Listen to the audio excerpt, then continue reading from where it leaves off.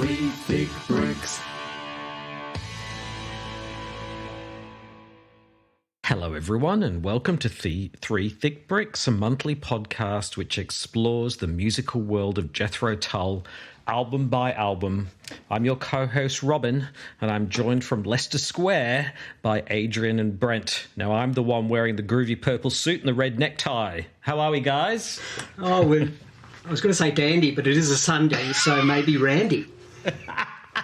That's why I'm wearing the red necktie. I'm just worried that every single episode we've got to try and think of something new and witty to say in response to the how are we going. So I'm just going to go with That for you, that qualifies as wit, Adrian. Yeah. Thank you. It's good to be qualified. So 1969, the year of our Lord. Nice. Well, I have been given. Thank you very much, Robin. I've been given special privileges for this episode.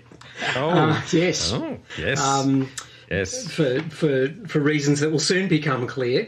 So I've done a little bit of research. Can I set the scene for 1969, because that's where we're headed. Absolutely. So 1969 is an eventful year, a liminal year, really, and not just because it was the end of a very eventful decade, but some very important things happened in 1969. So really saw the height of the hippie movement, Haight-Ashbury and the Summer of Love, and probably the hippie movement saw its apogee in the Woodstock Music Festival, which we've already discussed, and maybe also its symbolic demise in violence and death at the Altamonte Speedway Festival only a few months later. The Beatles. So the hippie dream essentially ends in 1969. Doesn't it? It reaches its peak and dies in 1969. The Beatles did their last live performance on top of the Apple Building in London. Yeah, that was the famous one where at the end he says, "And I hope we passed the audition," wasn't it? I think so. Yes. Yes. Monty Python's Flying Circus first aired. Wow. On British television. And I hadn't realised, but there were some foundational events or developments for our current world. ARPANET was developed, which was the sort of seminal protocol for internet protocol. And is that had much impact, Brent? Has that done much? Yes, I think so. I'm going to go back and read Neuromancer and find out. So, and the microprocessor was invented. So it's hard to imagine. So apparently they had like two computers connected up initially talking to each other. So that must have been quite the thing. In cages, computers in their cages, were they? They're probably in their buildings. They would have taken up the whole building just to talk to each other. There's also the first ATM machine, so that would have been an interesting thing, walking past it, wondering how to use it, and no one having a card. What's that? It's an automatic teller machine, ATM machine. You don't see those very often now. Wait. Yes. Yes, it has this thing called cash inside. Legacy money. It's like an e-wallet, but stuck to a wall. I don't think 1969 can go without mentioning one of the greatest moments in human achievement, when the whole world stopped and humanity was all focused on a great leap into the future. One of the great achievements of human ingenuity and intellectual inquiry. And Head House was published. Is that what you mean? No. Well, in fact, that great event was, of course, the recording and release of Jethro Tull's second album, Stand Up. I mean, I probably should also mention an aside that man landed on the moon. I thought that's what you were going to say.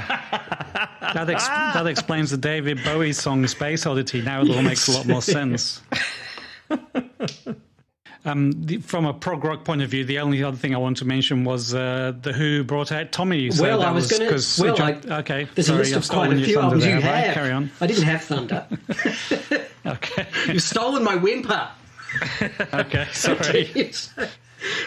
Yes, Tommy was released. So when we're talking about concept albums, which we're not yet, but the Who released Tommy, Beatles' Abbey Road, Led Zeppelin 2, King Crimson's first album. We're talking about prog rock. There's a band. Wow, that's prog. That is rock. prog, yes. Prog with a capital P. I actually should give a little spiel about stand-up, just the basic info. So it was recorded in the summer of 1969, between April and May, with a brief break for them touring. The band members were Glenn Cornick, of course, on bass, Clive Bunker on drums and bongos, Martin Barr, the band's new guitarist, on electric guitar and flute, and Ian Anderson on acoustic guitar, flute, vocals, and whatever bloody exotic instrument that he could put his hands on. So, which I'm sure we'll be discussing. Yes. Yep. Just referencing the giant spreadsheet of Jethro Tull luminaries. Martin Barr came out. He was in a band called Gethsemane, and it's got him down there as playing the guitar and flute. Yep. So, maybe Ian Anderson wasn't quite as unique as he thought. Well, I have wondered. We'll talk about this when we get into some of the songs. I mean, Martin Barr didn't continue to play the flute, but I wonder if that was one of the things on his resume that got him the gig, and then the next gig and the next gig and the next gig. So do we want to talk about how he joined up now, or again you just want to wait till some of the songs? Why not? Yeah. No, that's good. So he actually wasn't the next guitarist for Jethro Tull. Yes. Tommy Yomi. If Mick Abrahams was not the right fit. Bloody Sabbath. Really? So Tommy Yomi, and he's the one playing on the Rock and Roll Circus. Was the song for Jeffrey? Did we say? Clearly a poor fit, I would say. Yeah, you think Black Sabbath, Jethro Tull? Not quite. Yeah. The interesting I found. The story about how Martin Barr joined was that he was so nervous auditioning for the parts that he really struggled to show off his wares, and they kind of basically just had to end up sort of taking a punt on him, which sounds odd but if you haven't performed, like I know when I'm performing, actually performing in front of people I don't know, that's totally fine. I don't give a crap about people I don't know, but if you're performing for people you do know, your friends, your family, or like in an audition for your future band members, that is incredibly nerve-wracking. I find it much more nerve-wracking than actual big public performance. I'd rather perform in front of 10,000 strangers than 10 people I know. So I'm wondering if he had because he was apparently a fairly shy and sort of retiring character, so he may have felt that too. But I've heard that when he turned up to Ian's bedsit to, again, audition, but he hadn't brought along the right cables or an amp even. Have you seen Ian Anderson then? I'd be nervous to go alone to his bedsit as well. Yes. So Ian Anderson had to crash down next to the guitar and just listen to him kind of picking on his electric guitar to try and work out if he could actually play or not. And then he plugged him in and A New Day Yesterday happened. But it's interesting because I wonder about that, and I read that story as well, and I think, and I don't know the dynamics between the two men, but I think it was always going to need somebody who was relatively, who wasn't going to have a big personality, who wasn't going to be assertive, if it was going to work. I think I've been looking for a word for it, and you can see interviews with him. He obviously endured throughout. And even when Ian Anderson went solo, he kept calling Martin Barr in. He obviously could work with him. And malleable is not the word because that's got negative connotations. I think he was just easygoing and could be and was easy to work with. I don't think he was a blank slate. Straight away in this album, there's Martin Barr stamps his guitar credentials on this album in one song in particular, which we'll talk about. It rocks. It rocks. It does. It rocks out. It does. It is. Which is, so they clearly can rock. So, and I think we mentioned this in episode 1. I think that part of being a good leader is recognizing your own leadership style and finding people who'll work with it, whatever it happens to be. And Martin was the perfect foil for Ian, I think, in this instance. And you can see immediately on stand-up, just generally, the guitar doesn't fight with the flute. No. They're not fighting, or they're not like one or the other. They're integrated in a way that didn't happen. I have to ask, what versions of Stand Up do you gentlemen own? Well, I was very proud of my 1974 version, and then I thought, hang on a minute, 1974? Yeah. What's going on? And where's my pop-up? It doesn't have a pop-up. It's not the sort of pop-up I would usually think about because it would scare the shit out of children. I doubt. But I do not. But apparently, so I've got a cheap CD, and I have the 1974 my treasured 1974 vinyl, but there is no pop-up. I'm going to have to make my own pop-up to go in there. And it says a lot. Actually, it's such a beautifully rendered. I mean, the woodcut is so beautifully done. It shows how much care, and apparently was quite expensive to create, obviously.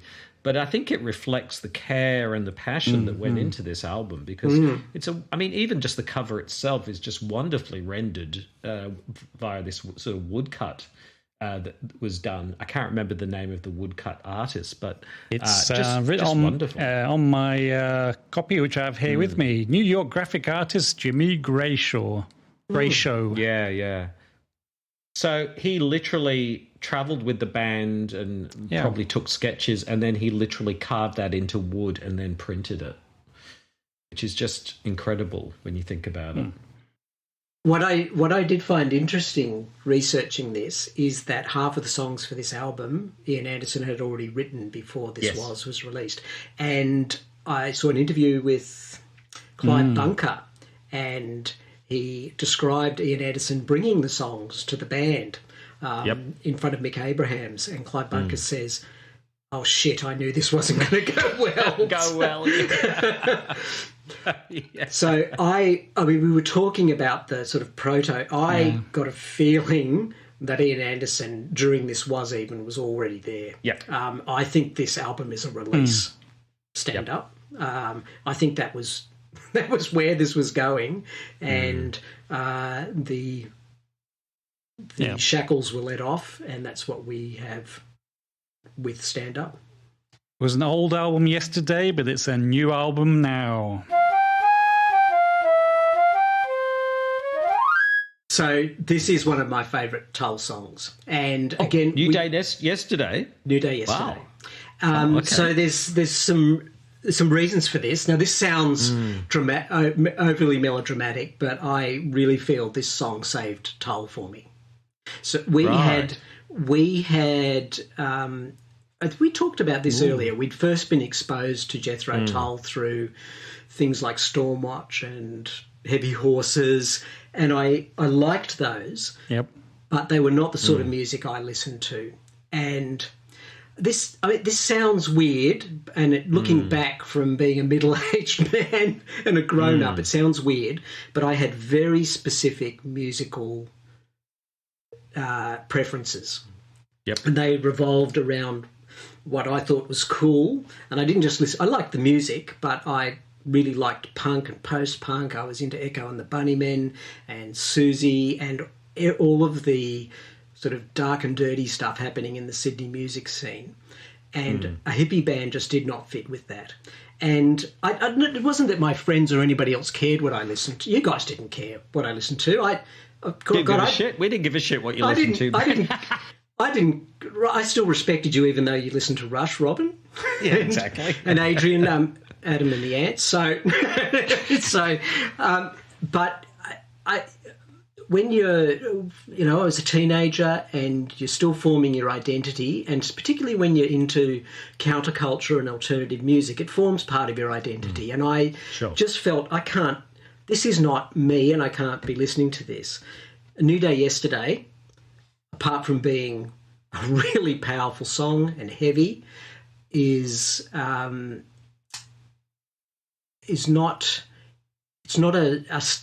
a standard song. It's a very interesting song. It's got a very heavy, dirty bass line and great guitar, and it just felt like representative of what I was listening to at the time. Right. And it was a hook that kept me into Jethro Tull. And I'm very serious. I mean, it sounds... I'm very mindful as a parent of a teenager that what we might trivialise is actually very important to, a person's identity, the development of their identity. My God, this got heavy, didn't it? So psychologically heavy really quickly. But this song in particular sort of went onto my playlists and tapes, and I could listen to it with the other music because it's a very interesting piece of music, and it's not standard, and it's heavy, and it's got a dirty, dark feel to it, and it married very well with the other things I was listening to, and it meant I could listen to Tull and still stay with the band. And so I love this. I love this song, and it's a very. I don't have a favourite Tull song, but certainly if I had to choose one, this one would be right up there, and we might discuss what it's about. It's a great opener for this album as well. So you've said this album rocks, and this song really does from the get-go. To me, this is the perfect bridge between This Was and this album, because it's still got that sort of bluesy feel, but it's got this heavy rocking thing, and it's still about love, but it just seems so much more true to life and believable and relatable, and like he actually believes it and understands it in this song compared to what he was singing about in This Was. So it's about love from that lost, point of view, I but think it's not fantastic. You done me wrong, woman type stuff. It's personal. It's genuine. It's genuine, and it's personal. It's about love almost lost, I think. It's a little bit difficult to say, but it is. And it's also about hope for the future. Yeah, there's always, Yeah, it's got that bittersweet quality to it. So I think you're right, Adrian. It is a great bridge between This Was and this new album, because it's very bluesy still, but lyrically it's not about some "you've done me wrong, woman" kind of idea. It's got more emotional depth than that. Much. It's bittersweet. And the thing I like about, and I, in some ways I lament the fact that Ian Anderson moved away from this, but he really, like on this one and other tracks, he does this great job of balancing the bittersweet between the two. There's a complexity and ambiguity around one. It's not just love, love, love, or hate, hate, hate. It's this sort of in-between piece, which is he does that so well. It's just such a pity he sort of walked away from it, I suppose, in later albums. But yeah, you're right. He really kind of putting a marker down here that we're not going to do more blues, "you've done me wrong, woman" type things, even though it's got a very heavy blues basis to it. Yeah, absolutely. And the music matches the lyrics. So I mean, what I think the melody here is the bass, Glenn Cornick again. So the guitar. I think there's an overdubbed guitar that just follows the bass, and then there's that sort of jarring guitar as it builds, and that falling bass line after that repeated rise just comes unexpectedly, and I think it just makes the song, it really makes it it's really not unexpected and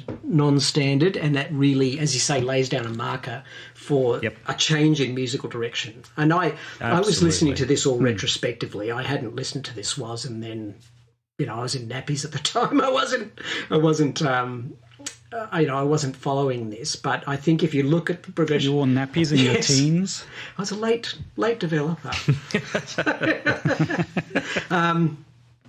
You never know when there's going to be an emergency. So. In a way, it's almost like there's two ways you could read this song, because you could read it exactly like we've been reading it, but in a way, it's a message to Mick Abrams. In a way, it's like it's like it's not all about Mick Abrams. Well, we are going to get away from Mick Abrams. We're getting away from him. We are, but it's like this is a bit like This Was, but it's not. And it's a new day, and that's gone and we're in a new place. And so I don't think intentionally Ian Anderson was attempting to do that, but a number of the songs sort of reference that idea of things in the past, not being unhappy, but that bittersweet. And I suspect that's infused some of these songs in that way. What is interesting here is, and I think it's more important a bit in the later songs, is that they are, as people, as they are between, they're on the verge of success. They're about to tour the US. They've released their second album, but they're still kind of tied to their adolescence. And a lot of these songs, and even into Benefit, just the themes, if you're looking at a thematic through line here, a number of the songs discuss that transition from youth and dependence to independent adulthood, and being just in that transition period between them. Yes, yeah, and I think this album particularly dives into that. A couple of the songs we'll talk about do. You're right. There's absolutely that growth and that kind of chafing, and the sort of the challenges that come with growth out of sort of adolescence into adulthood. You're right. There is definitely that there. So I've musically, lyrically, personally, this is a favourite song for me. That doesn't mean you guys have to love it, so I don't know what and most of the songs on here I actually quite like, so it's hard for me to pick out a favourite. Like there's kind of, most of the songs are kind of more or less at the same level, pretty high level. There's a few that kind of fall a bit below that for me, so it's not so much about having favourites on this album. Most of the things are good. It's more the few of the songs kind of don't quite make it up to the same level as the others, I guess. So, but yeah, nothing really stands out on the album in a good way. I think they're all such a good high standard that it makes a good listening. I'm just so glad you shared that, Brent, because from what you've explained, I can really see that really has that kind of connection with you in a really profound way. And it's interesting for me because I think it's more the acoustic tracks that connect with me really powerfully. This one for me, I think personally, this feels like this could have been on This Was, and Song for Jeffrey could have been on, you know what I mean? And so for me, it feels a bit like it's a bridging song between the two albums. Yeah, very much so. Yeah. I think it stands out as being unconventional, and we might have said that about Song for Jeffrey. So you're quite right, and about Beggar's Farm for This Was. I just the bass line, the way it all works, the tone of it feels unconventional, which was part of its appeal to me, I think. Yes, someone who was interested in unconventional or alternative music. But a lot of this is my personal connection to it, so I can accept I did try and approach it with a critical eye. My only criticism of this song is that it's not long enough. It should be 45 minutes long. Yes, that's right. Robin, before you were saying, I could listen to that bass line forever. Before, Robin, you were saying that you thought that in these earlier albums he was sort of more autobiographical, I guess, especially with these love songs and whatever, and there was a hint of that in it. Apparently he's denied that, and he said he doesn't like to write about things that happened to him personally. He would write about experiences he might have had or other people might have had, but he didn't want to do direct things. But the lyrics in here, you can really see, you can really imagine they are things that could have happened to him, like I want to see you soon, but I wonder how. That sort of style of thing, and I had to leave today just when I thought I found you. Given the life he's living with this sort of band and the touring and whatever, you can really imagine there's literally things that are happening to him. I guess that personal doesn't mean autobiographical. So he's writing about things he obviously feels about deeply. But he's writing them about where he can relate and understand to the. This song is voiced in the first person, but he's writing it from a distance almost. So, but it doesn't. I don't think that in any way negatively impacts the authenticity of the emotion and the feeling in the song. No, and compared to what he's singing about on this album, and this was, I just believe it so much more on this album. There's, as you said, there's that. He's faking the authenticity at worst, whereas in this was, I just didn't really believe they weren't really pulling it off that this woman's done me wrong. They were just following the formula. Yeah, empty formulas, exactly right, and that's not what this is. I think we could all agree that it's an arresting first fantastic song to start with, and I think, and it wouldn't scare the horses. Those who like this it wouldn't have scared them away. They wouldn't have gone, ooh, like if he'd gone from this to Under Wraps, I think people would have run a mile. Might have been one of them. Is it time to go to Leicester Square then? This song shocked the hell out of me, I have to say, and I talked about this last time. First of all, because it's nothing like Song for Jeffrey. Okay.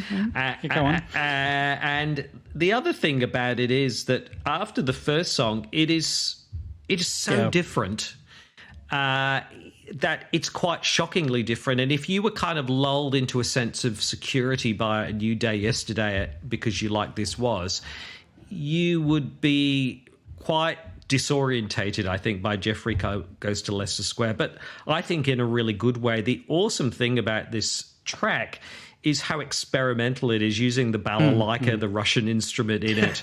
The Asian, there's sort of raga, percussion in it, and obviously some South Asian influences here. Apparently, Ian Anderson said he heard some Indian music in a curry house and it really got him inspired. And so this song there's a couple of songs on this album which are really kind of spreading their wings and really being experimental. New instruments, new kind of percussion techniques. And this song is one of those where they're really going progressive here. They're really fusing all kinds of influences and really sort of throwing them into the pot, if you like. And this really does reflect that. And I hated this song when I first heard it, but it's really grown on me because I kind of buy into the joyful experimentation and fusion that sort of is the spirit of this song, really. Yeah, I love and the balalaika especially really comes to the fore. It has this weird, bouncy, almost squelchy kind of sound to it. I love that. And to me, that was a bit reminiscent of Song for Jeffrey. There's kind of this muddy, squelchy, bouncy backing. The lyrics obviously are not in that Song for Jeffrey like. They're very clear. Although when I heard this, I don't think I ever knew that it was called Jeffrey Goes to Leicester Square. So I'd hear it, and we were talking about Mondegreens last time. This is what I thought the first lines were. Lycée woman walking down Easter Square every day. And even though I listen to it now, he says Easter Square. I'm not sure what's going on. I must have read somewhere. It sounds to me like Ride City Woman, which makes no sense. Yeah. And I think I know it's Wise City Woman. Bright City Woman, allegedly, according to my I thought it was Wise. Bright City Woman. I thought it was Wise City Woman. Well, there I'm wrong again. That actually makes more sense because it sounds more like the big lights of the city. Yeah. Right. Okay. All right. But it doesn't sound like he's saying bright at all. So, and I watched again some YouTube videos of him doing it in later times and talking about it. And he says, we're now going to do a song for our old friend Jeffrey and his trip to Leicester Square. So he knows it. He can pronounce Leicester, but then for some reason when he sings it, he says Leicester, I guess, and it sounds like Easter. I'm just not quite sure why he would do that. It's just quite odd. Well, the song is whimsical and I think a bit of a piss take. And he might have been, some of what he might have been doing vocally might have been in that spirit. So he might have been deliberately mispronouncing things so it's interesting that this is the second song about Jeffrey, and I think it's meant to be gently ribbing him. But I think Ian Anderson was a sledger because I think this is he's in the city and he's now in a band and they're touring and he's sophisticated.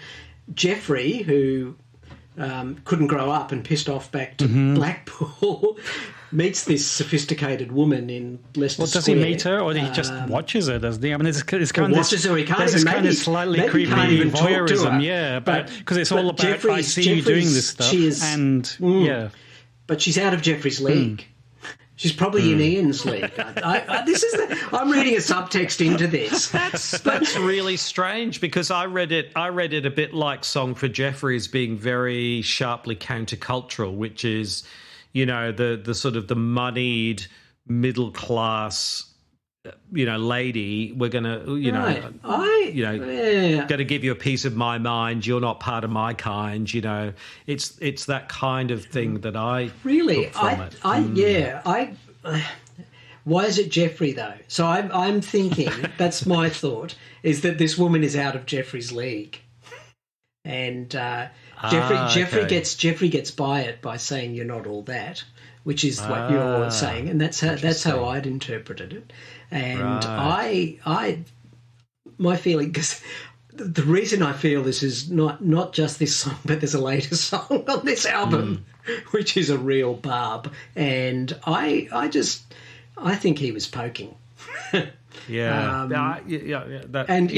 first song, Song for Jeffrey, this feckless guy who sells his car and can't get his act together and is pissed off back to Blackpool.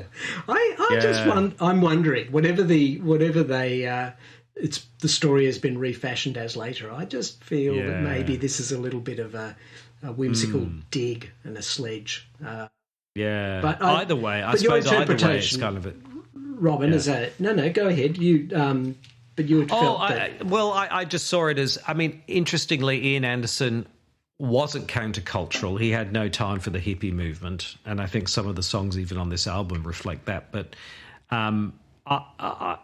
Song for Jeffrey is very much a celebration of that sort of, at the time, that sort of very sharp countercultural piece which was against the establishment. And I just read it as Jeffries at Leicester Square. He sees some woman, with her fancy clothes and things, and just says, you're a joke. You're not part of, part of my world, and I don't care about people like you, and that kind of thing. Like, not Anderson singing that, but singing it from Jeffries' perspective. But I think either way, and it could be interpreted either way, it is, like you say, it's a sledge. But I think the thing is, this song and Fat Man, I think, are more than anything an exercise in experimental progressive instrumentation and creation. Yeah, they're the most similar. And for me, the lyrics in a way are a little bit, not throwaway, but I think they're less important on this song than the joy of experimenting with new instruments and new styles. They are thematically lighter, and both have an air of whimsy about them, which goes along with the experimentation in the instruments. Absolutely. Yes, absolutely. And it really is a hodgepodge, because we've got the balalaika, we've got the percussion. Jeffrey goes to Red Square. I've been waiting 35 years to have a chance to say that. Did I tell you? I told you, didn't I? My 16-year-old's interpretation of these songs when I played them, the first two. So my 16-year-old really liked on the first two tracks and the third one we're going to talk about, the musicality. But as soon as Ian Anderson opens his voice, she said that's old man style singing, and I don't like it. So there you go. That's it for Jeffrey. So we're into a classic. A classical classic. Oh, yes. A classical classic. Parade!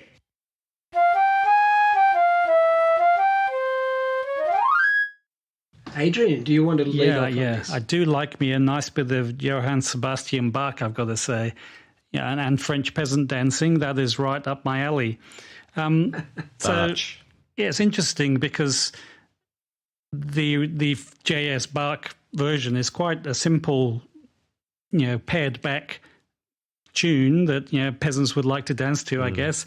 But here we've kind of really kicked it up a few gears, added some bells and whistles, and made it quite an amazing change to bells, whistles, and balalaikas and everything. And no balalaikas. And that amazing bass. I mean, that's and apart from the flute, obviously the bass is the real star Cornick. here, isn't it? Yeah. Flutes. Although Flutes, actually, isn't it? Flutes. flutes. There's two flutes. Double So, flutes. This, I assumed for a long time that it was just overdubbed Ian Anderson playing the second, but I've seen a live version of it at the time, and it is Martin Barr playing the second flute, and he's credited for that on not just this song but another one. This might be the only album he ever played the flute on. But he definitely played it live as the second flute, so that second one is him. And his guitar work, I love his guitar work on this too. Yes. Sort of a very jazzy, very nice. The whole, and Glenn Cornick's bass solo. And speaking of Martin Barr, apparently when he went to the aforementioned audition at Ian Anderson's pad, Ian Anderson was looking for a successor basically to Cuckoo, that Roland Kirk rip-off that wasn't based in blues, so he couldn't be so criticised, I guess.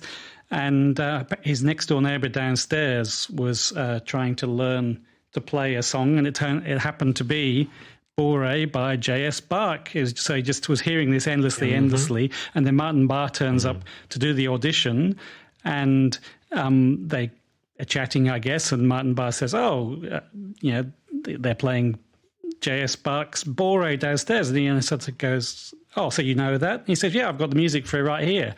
So that apparently is why, how apocryphal or otherwise this is, but it's a nice story. But yeah, apparently he actually had the sheet music for it, and that's how this idea was born. That's very cool. Well, I mean, we forecast in the last episode that I thought Serenade to the Cuckoo was a practice run for something better. And I think that he took a standard classical piece and made something really cool out of it. And it endured is still a long-time favourite. I mean, for as long as Jethro Tull has played live, it's been a favourite. Yeah, it's been a real standby for them. Yeah. And it is a awesome arrangement because, like you say, I mean, it starts with the flute and the bass playing on this track is just fantastic throughout. Yeah, so clear and then this second flute comes in over the first, and then the guitar comes in. I mean, it's just beautifully done. And then it hits this sort of jazz kind of, and that's brilliant. I love the bridge into that, and and then it just keeps building and building with him doing the whole breathing and singing down the flute bit at the end of the crazy madcap ending bit. Yeah, it's just I'm not a huge fan of instrumentals in general, as you may have gathered, but yeah, they really make something of this and go from the original, take something and turn it into something pretty special and memorable.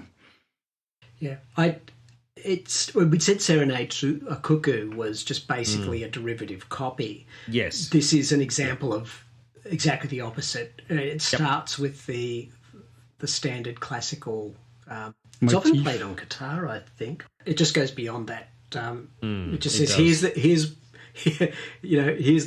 the standard rendition of it, and here's what we're going to give you, and it's just And the bass, I love the bass solo in it. The whole arrangement is. Again, respect for Glenn Cornick. Again, my favourite bass player, and this just is a standout performance from him. Yeah, I mean, this is progressive rock. This is what progressive rock's supposed to be about. Because the first track's, very bluesy. The second track is very experimental. This is like saying, well, you can take all of those things and really create something very different from very, folk or classical or jazz elements, and you can combine them in new ways. And Bourret does that so very effectively. And the amazing thing is just the amount of confidence you can now hear in his flute playing compared to like Serenade for Cuckoo we were just talking about. I mean, it's night and day, really, isn't it? I mean, now he's like, he's wearing the smoking jacket. He feels comfortable in it. He's having people around and holding court. As before, he's like timid. You could almost hear the timid nervousness of it compared to Roland Kirk's version.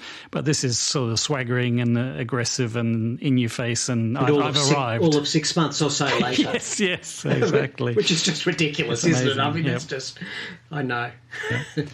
So if you were under any illusion about the new Jethro Tull that would have been blown away by the track, that you really were in a very different place to this was after the first three tracks. You know what I mean? It just lays out a very different path than this was did. Yeah. I think this song also shows the value of knowing when enough is enough. I think painters have this when they're painting a picture. They sort of paint and paint and paint, and the trick is to knowing when to stop painting and think, yes, it's done. I saw a version of this which he does with a full orchestra, and I think he's sort of toured around doing this, and it's just an absolute abomination. It's that more is not more. I think this version of it, the amount of instruments in there is like they're just hitting the sweet spot. It's got all the energy, all the excitement built in there. And with the whole orchestra, I really hated that version. I do understand that they laboured over this, and while many of the others were just done in one take, this was recorded and re-recorded and re-recorded. So I don't think it came easily, but obviously the work that went into perfecting it worked.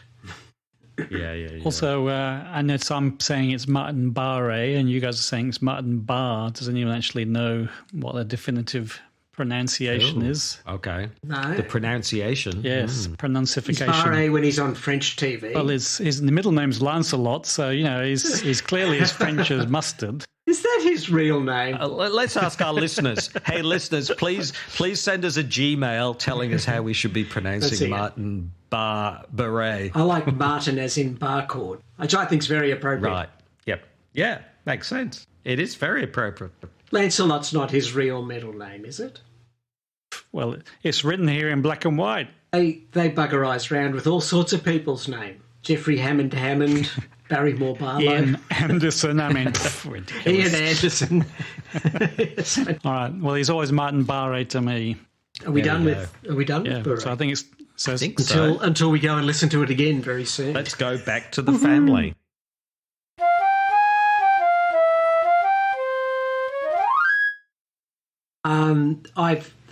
I love all the heavy tracks on this album. It rocks, doesn't it? It does. And I love this. I really like it thematically as well. Yes. But it does. And again, we've talked about texture in the album. This has got, it's got that slow, languorous verse, and then it's not complicated what Martin Barre is doing in the chorus, but it's powerful. I think it's only one chord he plays, just this power chord he keeps playing, but it is very powerful.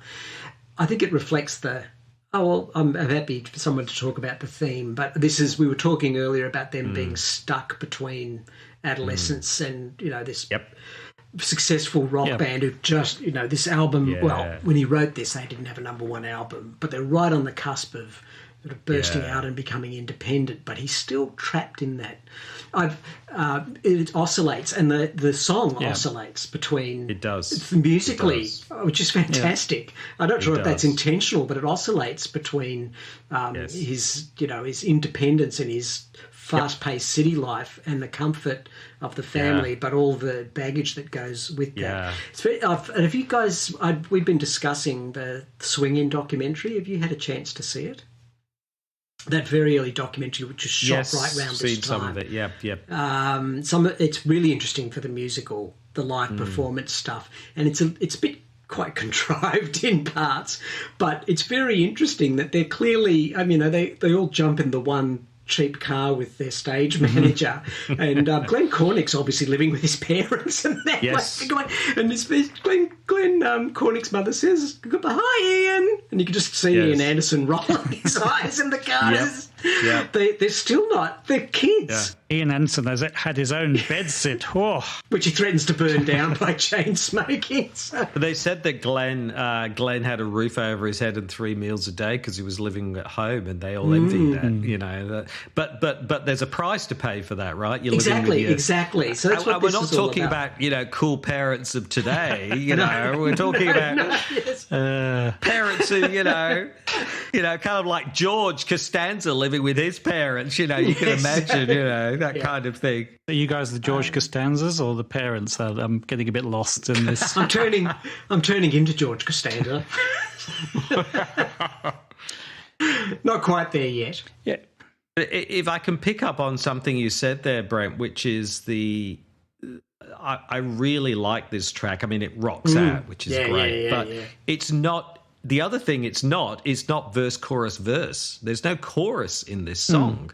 But what there is there's a verse which is him, living the life. Then it goes bring, and then it's transformed being with his family, and he uses that singer-song of sixpence sort of, thing to kind of evoke his family's dysfunction, masters in the canning house and whatever. Yeah. And then it goes bring, and he's back, and he's going back. I always assumed that was more like the fairy godmother's wand rather than this like... Yeah, it is like that. So rather than having a verse, it's just verse, verse, verse, but each verse takes us to another situation. It's a really great, it wonderfully tells a great story of this conflict between living the life of independence and kind of being pulled back into this horrible domesticity. Yes.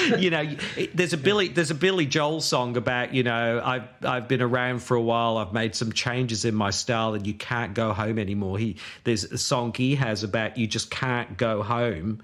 If you leave for long enough, you can't go and live back home again because you've changed, and it's just impossible to kind of live back with your parents. I love that. One of the high points of the song for me is when it does switch over into that sort of heavier thing, and he says, "What the hell was I thinking?" And I just that's a very the lyrics and the music just are very powerful there. That transition, I just love that. And to me, it sort of strikes this, as you say, someone in transition but not really sure where they're meant to be. They're just such a restless soul that they're not happy really in either world yet. So in both cases, it's kind of like, what the hell was I thinking?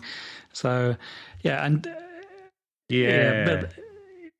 but as far as the actual musicality goes, I think it's his best singing on the album. He's very solid here. It's sort of a bit lower register and it's a bit more grungy, and I think that suits his voice down to the ground. There's more great bass throughout it. The thing I really dislike is, and they do this on a few of the other songs too, is this just kind of fade off to the end, or just fade softly off.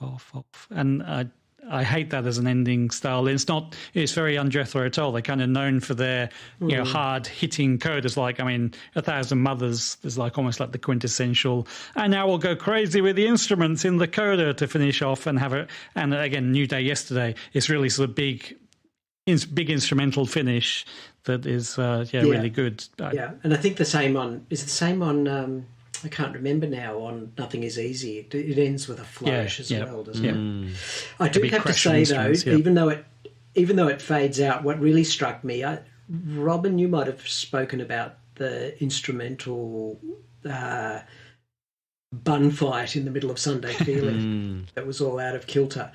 Yep. That outro for this, even with the fade out, is really good, and there's this very short solos trading back between the flute and the guitar, completely disciplined. They're short, and they are instead of fighting with the other instruments, the drum and the bass anchor it. They just anchor that whole thing, and it allows the flute and the guitar to trade off, just like the various verses in the song earlier.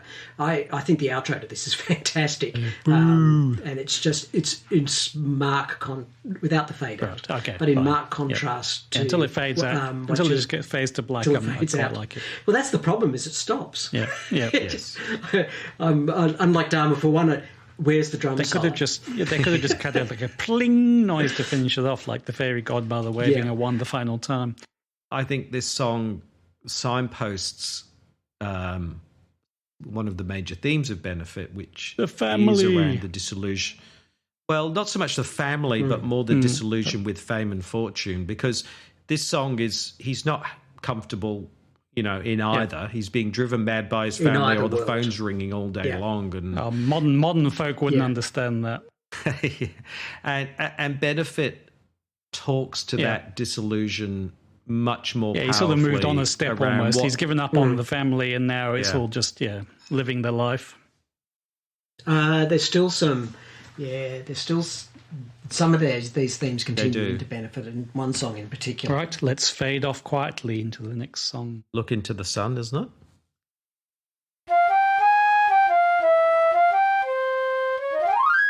You want to lead off on this, Robin? You were talking about the acoustic numbers, and this is sequentially the first acoustic number.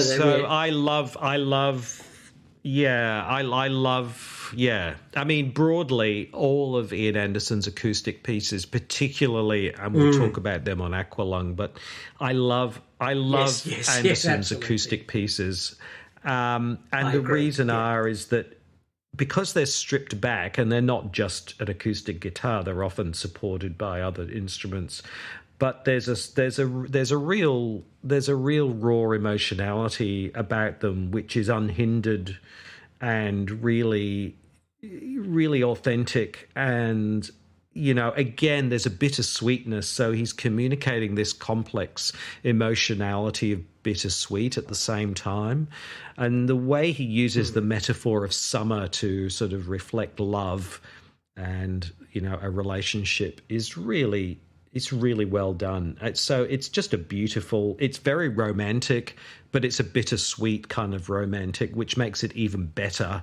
And just fantastically done. I love this track, and I love all of the acoustic tracks. It's acoustic work. As I've said, I appreciate him more as an acoustic guitar player and this is not his best acoustic or most interesting acoustic work, even on this album, but it still really demonstrates his versatility. And I'll talk about it more in other songs. He does for strumming and arpeggio work. He's both excellent. And this is the very first time in the sequence of From This Was to Now when this appears. And if you were following it, it must have been quite surprising. I think. Yeah.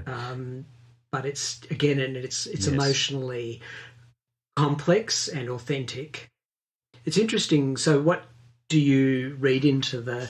I wasn't quite sure, and after all the listening I've done, I've never been really 100% sure what it's saying. I have an idea now, but what were you? Well, I wrote down two lines that really hit me hard with this song. I had waited for time to change her. The only change that came was over me. And that to me is the most powerful thing, is that it's really a song about wanting somebody to love, wants them to love him. It just can't be. It's a love that can't find its place. So and to me that is the best line on the whole album. It's just so wise and heartfelt and true. And as a kid growing up and going through sort of loves and losses and that sort of thing, that I think at the time hearing that line just really helped me through those things. And I think it's an incredibly wise line. But this is a disappointing thing I find about the song to me, is it's got this fantastic line in. I love it musically for the most part. But then it goes on to this whole, remember who and what you nearly had, the whole, it's this sort of woman, you'll be sorry once you realise that I was the goods kind of thing. And then I don't know what to make of the "we can still make summer because summer always comes anyway." It's kind of a bit trite. So that's what it. No, that's the bit. Oh no. So that's the bit This is interesting. So I'm going to say that it's probably not a straightforward song, because what I read into it, particularly around that line, is it's about finding intimacy beyond the first flush of passion. Musically, mostly I like it, but again, I'm still disappointed by some of the things in it. One is the I hope she was only fooling me. It just scanning wise and the way it follows the music, it's really jarring to me for some reason. I don't know if it's just me or if you guys like that particular part, but no. Well, I'd be interested to hear what your take on the singing is, because I'm not. That's one part of the song I'm a bit disappointed about, is the that he's not just singing straight. There's his voice is modified, and I think it's disappointing on this song, because I think his voice is fantastic on some of the other gentler pieces on this album. Sorry, the other gentle piece on this album, and I don't wonder why the need to have it the effects put on it, because I just don't think that serves it well, unfortunately. But what do you? So Ian Anderson's voice, it is quite a straight voice. It doesn't have a lot of vibrato. So, and what they've done here is almost to give it like a vibrato-like effect.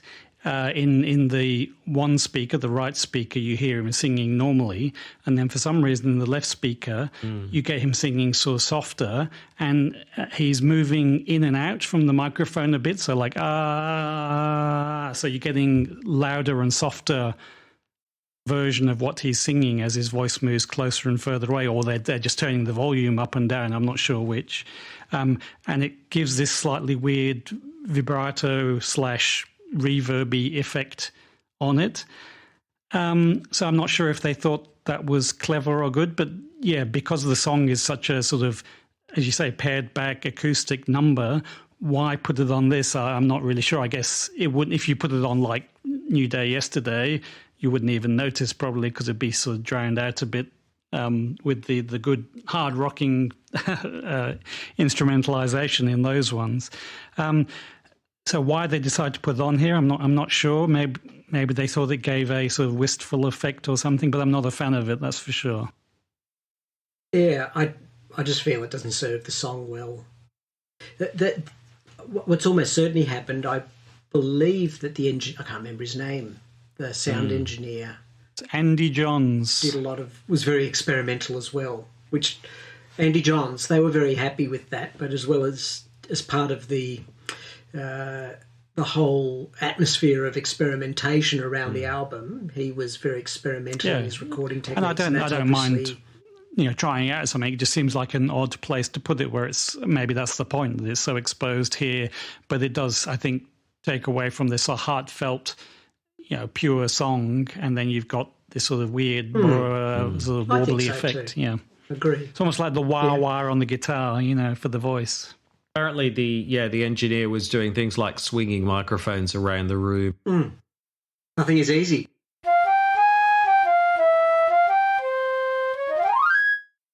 And yes, we discover that with this next song. So he's singing in this. It's, I think, the highest we've heard him sing, or if it's not the highest, he makes it seem like it's the highest. He seems to struggle a bit to kind of reach those higher notes. And it's still within his range, obviously, but he's not any way approaching the sort of high tenors of usual pop, and maybe he just can't sing that high that well. I mean, we all have different voices and different ranges. He seems much more comfortable singing, solidly in his chest voice, singing those more grungy, more growly type songs, and this one is kind of nothing is easy. In the nothing's easy, especially, he sort of feels like he's straining a bit with those. As far as the theme goes, I mean, my mind was blown when I thought about this. Does it mean everything is difficult, or does it mean that doing nothing is easy? Huh? I know, right? So in the first verse, he's going on about, it seems to be more about just, let's relax, let things take the course they will, that's all fine, everything will take care of themselves. But the second verse, is he actually a drug dealer? He's talking about, you'll smile in a while and discover that I'll make you happy my way. I mean, it's all a bit, as you say, ambiguity. To me, this is pretty ambiguous stuff. Okay. I just read into it as a feel good. I just think it's a very upbeat song, and that it was basically, nothing's easy anyway, so don't worry about it. Ah, okay. Wow. I mean, the first thing is about this song is this just rocks out. It does. It's just freaking awesome. I mean, rock and roll, dude. I mean, this is not blues anymore. This is rock. No. And the way it ends, bloody hell, it just rocks out. Exactly. Fade out here. This is. I mean, it just rocks. Yeah. And it was a live standard, and you can understand why. It's persisted for a long. There's some great live versions of it out there. Oh yeah, I can imagine this being a crowd favorite because it really rocks out, and I think it's a great way to start the second side, and it's not about the sophistication of the music so much, but it's just about rocking out a tune, and it really, really does a great. I mean, it's just awesome. The other thing about it, from my perspective, is that it's Ian Anderson just saying, "I am not a hippie. I don't believe in this flower power shit. That hey man, take it easy, man, and all that." He's saying, if you want to get anywhere in life, nothing is easy. It's the classic road less traveled. Life is difficult. Accept that. And just enjoy life because life isn't meant to be easy. And I think he's very much staking, it's hard to imagine now, but I think back in 1969, and we talked about this at the beginning, there's a lot of flower children wanting to take it easy. Life was, take it easy by the Eagles, right? Ian Anders saying, nothing's easy, And that second verse, it's actually self-reflexive because he's talking about them playing their music. What he's saying is, when he says about, listen to our music, I'll get you happy listening to our music. That's what he's saying. Play us and you'll feel happy. Don't, accept the fact that life isn't easy, but it's not as bad as, as you imagine. And, just we're here to help. We can kind of release you from life's difficulties at times, but don't buy into all that flower power. I'm among friends here, I know, so I confess this. So I've always had some difficulty about, I don't know whether it's the sort of meta referencing of the band playing in person. What is that line? You just mentioned it. If you're alone and down to the bone, just give us a play. You'll smile in a while and discover that I'll get you happy my way. Yep. So speaking in person about the band, what's that? Speaking to the audience, is that like fourth wall thing? I don't know, but ever since to this day, and even when I listened to it a few days ago, when I hear that line, I hear the theme from the Partridge Family. Hello world, there's a song that we're singing to make you happy. A whole lot of loving is what we'll be bringing to make you happy. Yeah. It's not just. There's another Tull song that have got the same unfortunate connotation. Yeah, years of therapy have not quite eradicated the problem, and unfortunately, I still every time I hear that line, I go back to the Partridge Family. It's a painful thing, but still not sure about your interpretation there, Robin, because he talks about when the tension stops mounting and you've lost count of the pennies you've missed.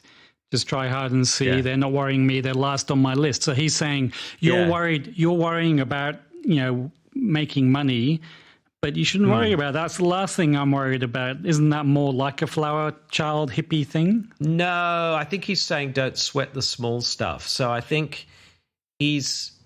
I mean, this is just my interpretation of it, obviously, but I think that idea of, look, life is difficult.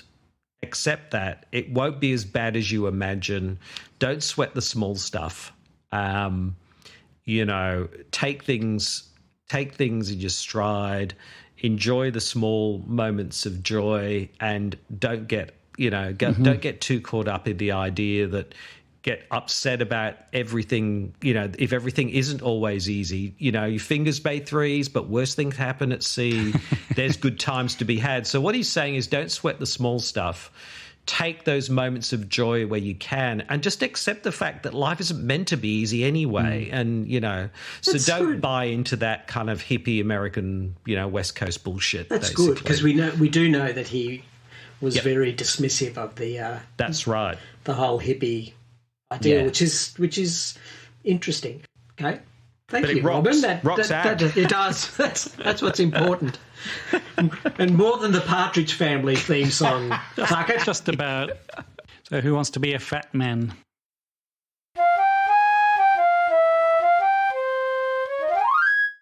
Mick Abrahams, apparently. Yes, I was quite amazed to hear that this apparently, yes, is Ian Anderson's tribute in inverted commas to Mick Abrams. So I was thinking, when, in retrospect, learning that when Clive Bunker said that half the songs that Ian Anderson presented to Mick Abrams weren't going to go down well, I think, well, no shit.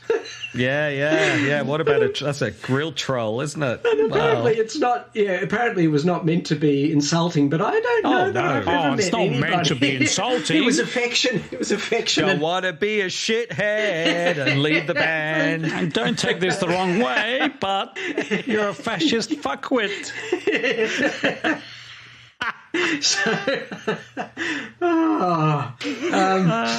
This was I was the gentle ribbing in Jeffrey Goes to Leicester Square has gone hardcore here. Yeah. I'm sorry. Well, can you gently rib someone who's this fat? Yes, exactly. So, yeah, you've got to be much more pointed and direct. The thing that I don't you? couldn't really understand is you look at the pictures of them, like on this, wasn't there? And he doesn't look fat at all. He's like thin as a lat. No. So what's going on? Yeah.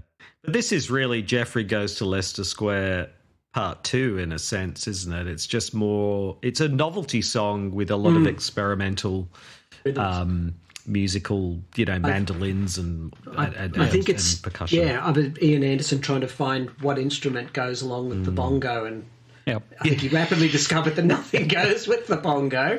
Yeah. It's a fun song. If you're not Mick Abrams, it's a fun song. I used to think it was a lot of fun and I loved it. It's probably my favourite song on the album back in the day. Are you joking? Yeah, because I was Really? young and stupid, whereas now I'm old and stupid. So, times change. But now I just can't help but feel there's a bit of this sort of punching down to it. And is it really that funny? And I don't know. I think it's okay, but it's a bit non-PC. The last I line guess. is funny. The last line is good. I do remember, Robin, when we were younger, you being quite tickled pink by the roller both down the mountain. I'm sure the fat man would. Yeah. Just because it is that image. It is a bit clever. Yeah, it's funny. Yeah, it's amusing. Yeah, in a fat shaming kind of way. Yeah. It's not a high point of the album for me. Again, it's along with Jeffrey Goes to Leicester Square. It doesn't. I'd be very happy for it not to be on the album. I haven't got much more to say about it. It's not No. It's not the high point of the album of an album for me, as opposed to We Used to Know.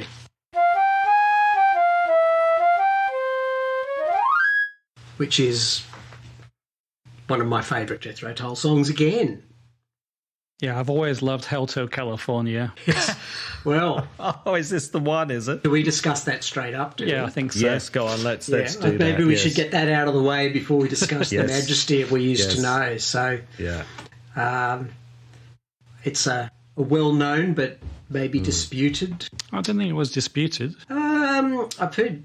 The level that it was an influence perhaps is disputed, and I think Ian Anderson said that the intentionality behind it. Yeah, Yes. yeah. And again, is it like, are you just being influenced, or are you actually going, oh, that's a great riff, let's play with that, or are you just literally going, oh, we can do better? Yeah. So it is.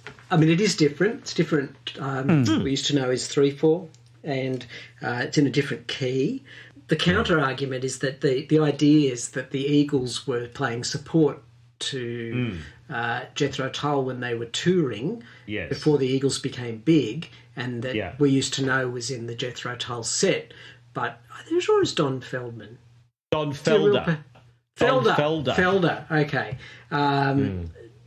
He was not in the band at the time, But that's Yeah. kind of like saying, you know, I Does that wasn't there matter? when the Yeah. pie. I wasn't there when the pie was baked, so I'm not the one who ate it. Yeah. You know, it just doesn't. It's just. That's. Look, I BS. mean, whether I'm there or not when the pie is baked, I'm eating it. So I was on the road again, and I saw Don Felder wrote Hotel California on a Cadillac, and a little voice inside my head said, you should never look back. "Can't do that." Yeah. Right. Who knows? I mean, you know. Yeah, I know. who It doesn't knows? really matter. And Hotel California became immensely popular. Oh, yeah. Even though it's not as good a song as we used to know. No. I'm gonna say that up front. And the Eagles wrote "Take It Easy" and Oh, Nothing Making It Easy. Easy. Ah. Yeah, They're basically just a Jethro Tull rip-off band, let's face it. And yes, oh, Thin Man. Didn't the Eagles write a song called Thin Man? did they? And Janice goes to Leicester Square. Yes, Ian Anderson's take on it's quite amusing because he's just very sanguine about it and wry about it, and you know accepts it as a tribute, and that it was unintentional, and that there's only a certain amount of chords, and that if you happen upon the same chord progression unintentionally, fair enough. And his comment about it's like him wearing a tribute Rolex. I thought it was very right.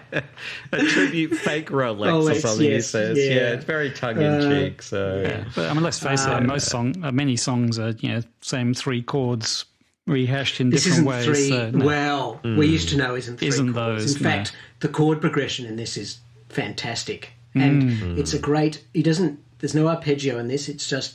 But so when I picked up guitar a short while ago, this was one of the first things I tried to learn to play because I love it. But it's the same chord progression all the way through, but he mixes up the strumming patterns, and they're fantastic and very difficult to follow. Really creatively, it's just fantastic, and it's just underpins. It starts with the acoustic, and of course, a lot of other instrumentation comes in. But I love the chord progression on this song, and it just as I say, it just sticks with that on the acoustic in the background the whole way through, but there's a huge amount of variation in the strumming pattern and a great variety that just gives it a real, really compelling. I find it. I love it. yes. Yeah, it is. It's lovely. And again, it's bittersweet. It's ambiguous enough that it could be interpreted in a number of different ways. But it's got that bittersweetness to it again. I mean, that, saving up the birds in hand while on the bush the others land, I mean, is just so great. And I wondered whether it was written as a farewell to Mick Abrams, and I mean, it could be interpreted that way. It could. So long, so off you go down the hill, Mick. But he goes on, one in the bush, the other land, take what you can before the man says it's time to go. This is the start of his theme of like the man is God, and he'll sort of take away. You come to the end of your life, and the man takes it away. Yeah. So it's interesting to see, because I think this is the first time he comes, like we have a lot of this in Aqualung, obviously, but this is the first time he really kind of hints at this, the man as God. Yeah, I have a different interpretation, and I have cheated. So I've gone and actually researched a bit into what it might have meant, just because it's a favourite song of mine, and the lyrics intrigue me. But again, I think this falls into that theme of the transition between adulthood and independent success, because I believe it's a retrospective look back at when they were living hand to mouth and unsuccessful. Hand to mouth. And they're just on the verge, or they are becoming successful, and it's a look back at their lives, and there is a danger of falling back into that, which is what those lines about take what you can before the man says it's time to go is about. Let's make hay while the sun shines, because we could be back in that situation. We could be Blodwyn Pig. Who knows? The bad old days, they came and went, giving way to fruitful years that they're in now. they're not quite escaped the possibility of being drawn back into. We talked earlier about how they said, there was no plan B, that this was a risk, and I believe that's what this song is about. And again, it shows to me that he's not a hippie, because he's not a West Coast hippie, middle class hippie who's can kind of. He's coming from a place, like you say, where there is no plan B, and so he doesn't have that luxury of that middle class kind of lifestyle to fall back on. So I think the idea of poverty was a real threat, and something he experienced in those early days, and I think that comes through. The other thing I have to say is this is Martin Barr announcing himself. This is the solo work on this. The wah-wah is just really great. Yeah. But the solo through this is really I love, and it's his highlight for the album. His contributions to the rest of the album are very good. There's some great riffs on it, but this is him being unleashed. Well, it fades out at the end, so it's going to get marked down for me for that. Bloody fade outs. It gets a Jeffrey knocked off for that. Half a Jeffrey. I give this album 4 Jeffries, -1 for every song with a fade out. Very, very popular fade outs at the time, weren't they? They were. Do you think it's because it's coming up with do you think it was too difficult coming up with an ending, or? Yeah, I don't know. I think it was a fashion thing.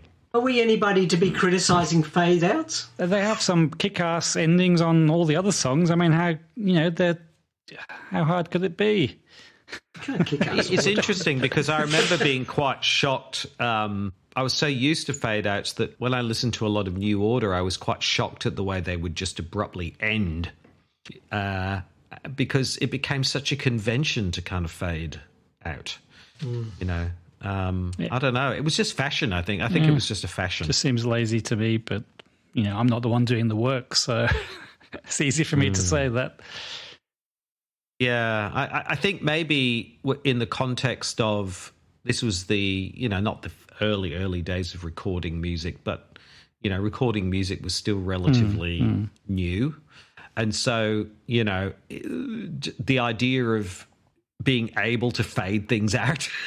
Yeah, would have been a kind of a knowing look at this technology, look what we can do. We can kind of fade things out. And as a technique, it's a fairly forgiving way of ending a song too. It would mean you don't have to kind of chop exact things to the millimeter, which would probably be a pain in the ass. So maybe it was just became a convention for that reason. Yeah, could be to fit things onto the LP, and I don't know if you had to have certain length of time or something. But what do they do? And I guess in live performances, again, they would just be like such a bit of a downer to just have them kind of, and now we'll just kind of fade off. Yeah. It's actually we can talk about that in a moment, because they actually medleyed it with For 1,000 Mothers. At least early on, so they didn't. They didn't need to. No. Right. There you go. So they went from, We Used to Know into 1,000 Mothers. That's interesting. But that skips right over Reason for Waiting. I know, exactly. Exactly. It seems a strange segue to go from We Used to Know to Did You Hear My No, it's not a comfortable segue. No. But they did. Yeah. Wow. Yeah, okay. I've seen it. They did it at the Isle of Wight festival, and they did it on that Swing In documentary, the live from they played. So it was something they thought was a good idea. I don't necessarily agree, but they did. So they probably never bothered to end. We used to know. Interesting. What a reason! What a reason for waiting.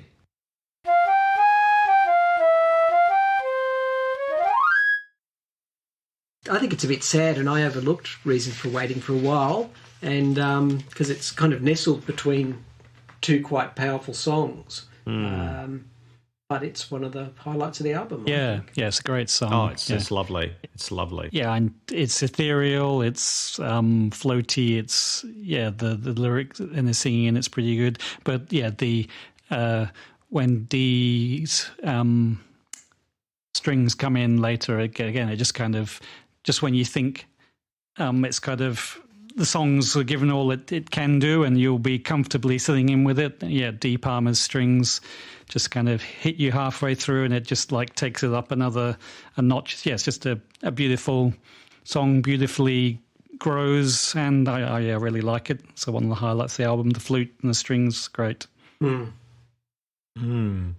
It's the most straightforward of the acoustic ones because it's not ambiguous. It's not bittersweet. It's just sweet. It is wonderfully sweet.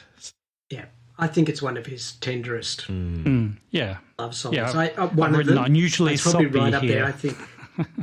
I don't know. Again, soppy's a bit much, but that's not quite what I mean. But that's the kind of you summed it up better than I did. But that's what I was aiming for. Yeah, I don't think it's wet. I think it's feels authentic. It feels incredibly authentic, and so it's sweet, but mature. Yeah. And I mean, I love the final verse. Oh, that's I mentioned earlier. This is my favourite stanza of any that he wrote.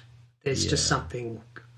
I don't know what to say about it. It's just. What a reason for waiting and dreaming, because he's talking about hoping you've faith in impossible schemes. So it's about the faith that love brings, that things can, so it's so lovely. And then it talks about sigh of a wind blowing by. Sorry, go on, Brett. No. I was going to say that I'm lost for words. Born in the side, the wind blowing by. The thing that I think about with that is that he becomes so incredibly good at using nature as a metaphor for things. So by the time we get to Stormwatch, we get incredibly literary, allusions to storms and wind and sky. And this is just a tiny touch of that, but it already, it's already shows that he's got this capacity to really use these metaphors and ideas really in a much more effective way here, I think, because it's much more emotionally, compelling, I think, than those later albums. For as you discussed before, it becomes a lot more detached. And they're clever in a poetic way, but not necessarily. I don't think it ever reaches the beauty and simplicity of this song. And musically, the thoughts behind it are more complex, but it's just, I think maybe purity is the word I'm looking for. It's just, a very pure sounding, beautiful song. Yeah, and the way the strings come in, like you say, D. Palmer's strings come in that last part, really give it that, really drive that emotionally really strongly in a beautiful way. He doesn't write a lot of love songs, and his love songs are not songs of passion. They're much more reserved. And he's obviously an emotionally reserved man, and I can appreciate that because I share a bit of that quality. And I don't think that means emotionally detached or cold. No. Or you might say that about some of the later things. I think it just means, just not demonstrative about it, but it makes it more meaningful when you do. This is not my. I don't think this is his most beautiful love song. I think that comes in a couple of albums' time, but it is right up there. More of a cross-eyed Mary fan. Song. Yes, exactly. Oh, that just brings me to tears. and this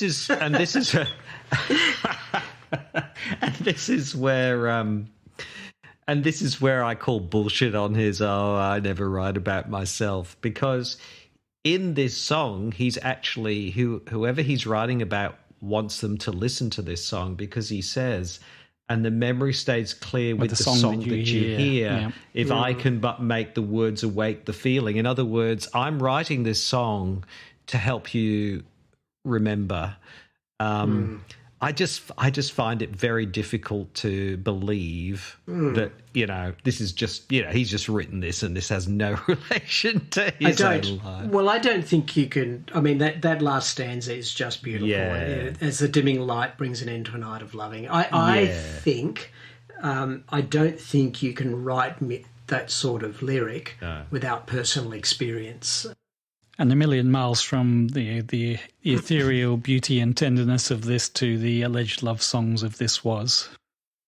Yeah, woman! Yeah, they've come a long way. The contrast couldn't be starker, could it? No. And then from that moment of yes, gentle reverie and sweetness, we have this song for 1,000 mothers. Is this my favourite song? I don't know. It'd have to be close. I mean, this is so energetic, and it's like a reckless bunch of lemmings riding a motorcycle along the edge of a cliff. I mean, it's naked. Yes, it's fantastically smoking joints. The bloody hippies. It's fantastically energetic. It's really, really good fun, and everyone. The appeal of this just be so broad, because who hasn't had a parent who they haven't at some stage or other wanted to give the big F you to? I mean, like my father when he said other than the ants were no good. For example, Dad. Call that out into the night. Yes, exactly.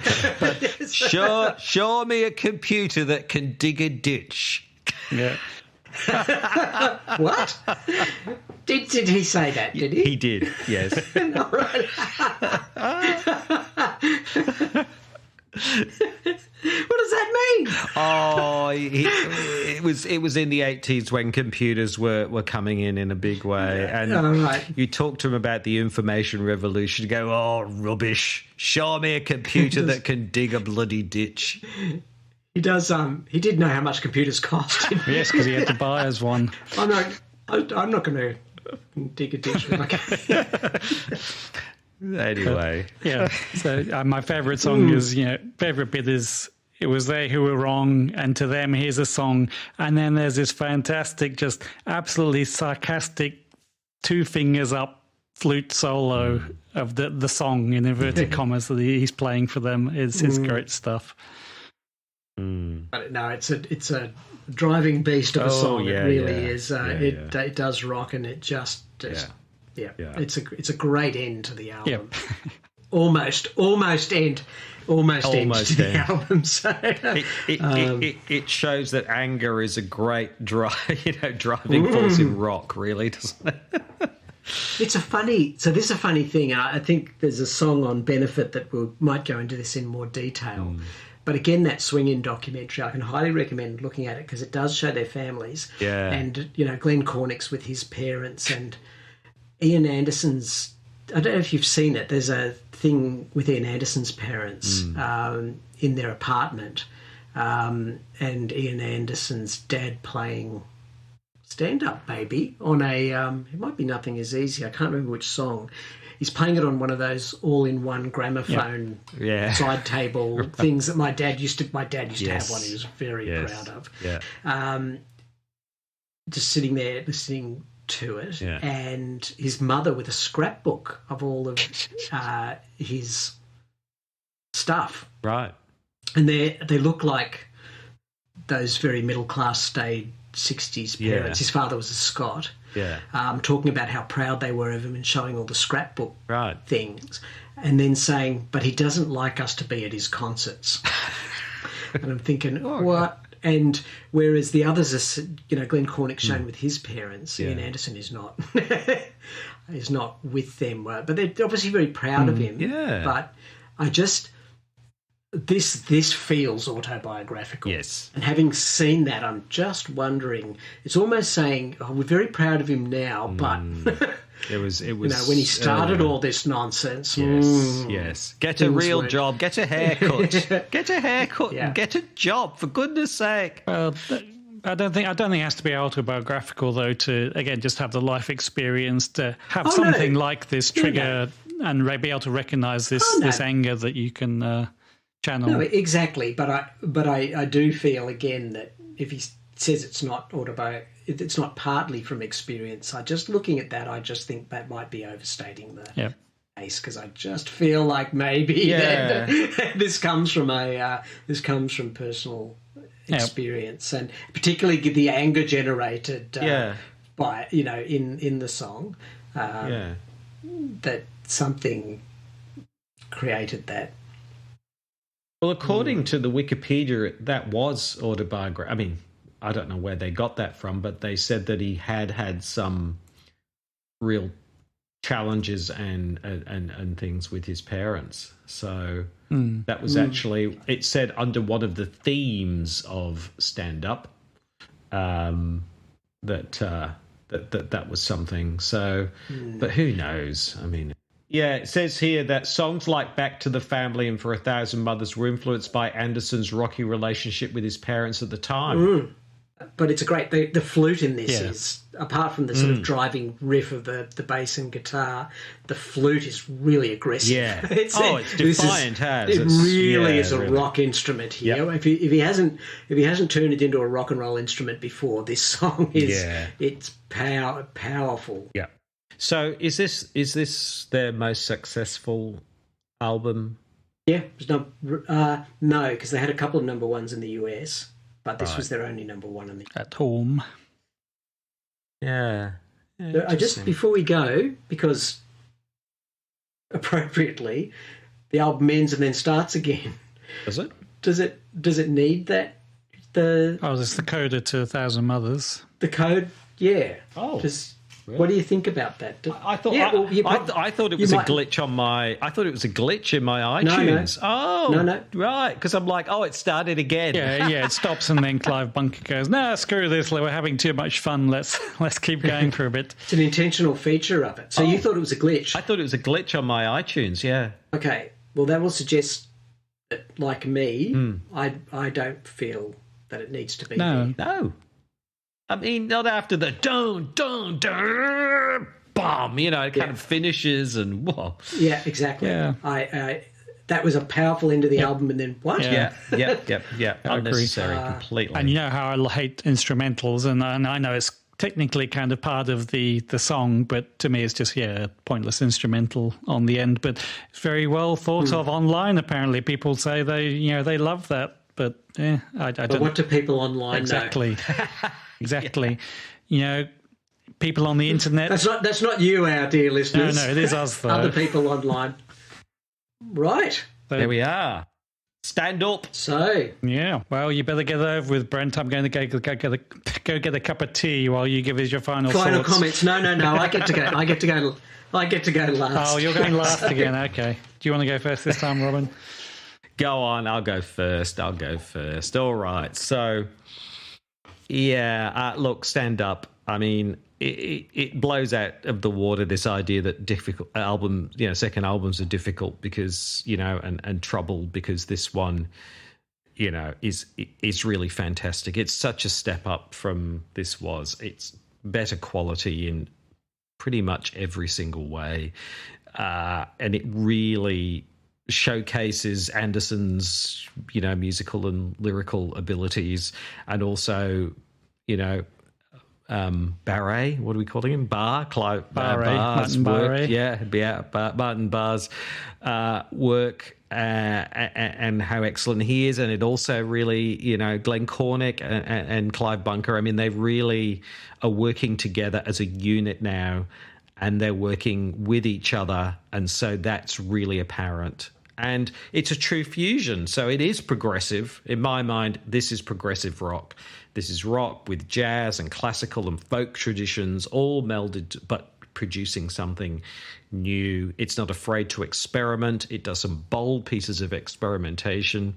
And that's really welcome as well. And on top of that, it's impressive from an emotional perspective. It's much more sophisticated, and it melds that with the musicianship. So there's a sophistication in the way that the musicianship is done, and also the emotionality of the lyrics and how they're presented. So it really is just so fantastic from that perspective. So it's really one of their best albums, no question. For me, though, I think the only things that would stop me from giving it a perfect score are a couple of things. I prefer darker, more complex material, personally. And whilst it's great that there's some really romantic and accessible tracks, I prefer things a bit darker. And also, I think the other thing is that for me it's more like this was, but a much better, more sophisticated sense that it's laying out, here are all the different things we can do. Look, we can do acoustic and we can do this, that, and the other, and here's all this experimentation. But I just think it's too just a little bit too kaleidoscopic for me. And so I think some later albums are a bit more focused. And so yeah, that's my take on this album. Yeah, and I agree with a lot of what you said, except the fact that it's a shit album, terrible. Don't listen to what Brent has to say. Robin, totally wrong. Worst album ever. Honestly, though, it is pretty. I kind of wanted to be the hard marker and say it wasn't that great, but it is. It was always sort of in the middle for me, I guess, growing up. But the more I listened to it, the more I liked it now. So it'll be interesting to see what I think of the other albums as we go through all of those. But yeah, there's a good variety there, and all the songs are a pretty high standard. I mean, there's some I don't particularly like, but there's still, I can still see that compared to like This Was, whereas to me the standard was really up and down and all over the place. Here, there's a good consistent standard and a very high standard that's met. The other thing that was really like music to my ears, pardon the pun, is that the sound engineering throughout all the songs is just so much more consistent and solid feeling. Like when you listen to This Was, it was like different people were doing the engineering for all the different songs. On this one, it's like, okay, now we've got a methodology that we follow, so at least there'll be, all the songs will have these sort of basic elements, and that just gives it a solidity that I think This was totally missing from that point of view. So your brain isn't going off and thinking, why the hell is he sounding reverby here? Why does it sound like he's singing underwater here? Why can't I hear these instruments on this track? So I think it's a lot better done in that case. The one thing that I was a bit disappointed by, and I think this is probably inevitable because of Mick Abrams leaving as the second singer, is there's basically no harmony at all. I don't recall even a little bit. And that's probably a function of the other band members not being confident singers, so not really wanting to have the backup vocals going. And I really love songs with harmony. So I kind of feel like that aspect, for all the experimentation with the missing sitars and balalaikas and whatever, some harmonies in there would have really kind of been nice, I think. But yeah, overall, very, very good album, very solid. Yeah. So this is my favourite. This starts my favourite period of Jethro Tull, and this is my favourite period by a long shot. And I don't think there is anything objectively to separate this album for me from Benefit and Aqualung, which I love.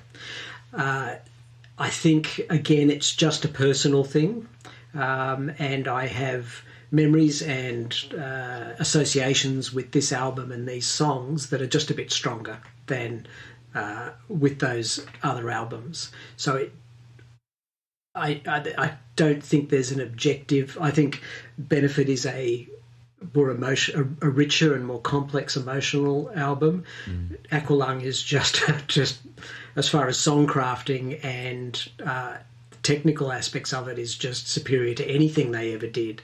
But this album just has, I think it's, and actually knowing the history of it now, which is not why I preferred it to all the other albums, but I can feel the release of creative energy in it, and now I know why that is. And there are some points that I'm not a fan of a couple of the songs, but I do feel that it's a cohesive album, because I don't think you need, and there are thematic elements in it. We've talked about that, them sitting in that transition between youth and adulthood and independent adulthood, but I think that cohesion can come from the creative union of the band and what they're trying to achieve, and they were just trying to experiment and release all that creative energy, and you can feel it, and I feel that ties the album together. So I actually think it's a quite a coherent album, and it is my favourite Jethro Tull album. But again, that's subjective, because I think it's very, very close with a number of other albums in this period. So that's my take on it. And do we do Jeffries now? Yes. Yes. So, Robin. Well, yes, as I said, awesome album, just a bit too kaleidoscopic for me. 4 Jeffries out of 5. Adrian. Yes, four Jeffries out of 5 for me as well. I think I liked it more than I did back in my youth, and the more I listened to it, the more I probably liked it as I've gone along. But is it my favourite ever? No, I still think there's room for improvement. So I'll give it 4 out of 5. Give myself a bit of space to increase scores later. For under wraps, yeah, that's right. Yeah. Okay. All right. So for me, 10 Jeffries. Whoa, okay. Oh no. Okay. Whoa. Okay. 5 Jeffries. I'm shocked. Oh my God. What? If I didn't telegraph that one, so Hold on, we've got to call the judges on that one. Yeah, I've got to have a sit down. Oh, well, thank you. I mean, I was really looking forward to reviewing this one. Yeah. I was a bit worried that I couldn't be critical, but I can see the warts on it. But still doesn't diminish my love for it. So, and I think the album cover and the pop-up should get a 10 Jeffries out of 5. Yes, if anyone can ever acquire one. Yeah. So yes, let's all stand up for Brent's favourite album. I'm Brent. Hey! I'm Brent. And I'm Brent. We'll see you next time. Cheerio. Bye. So thank you very much for listening.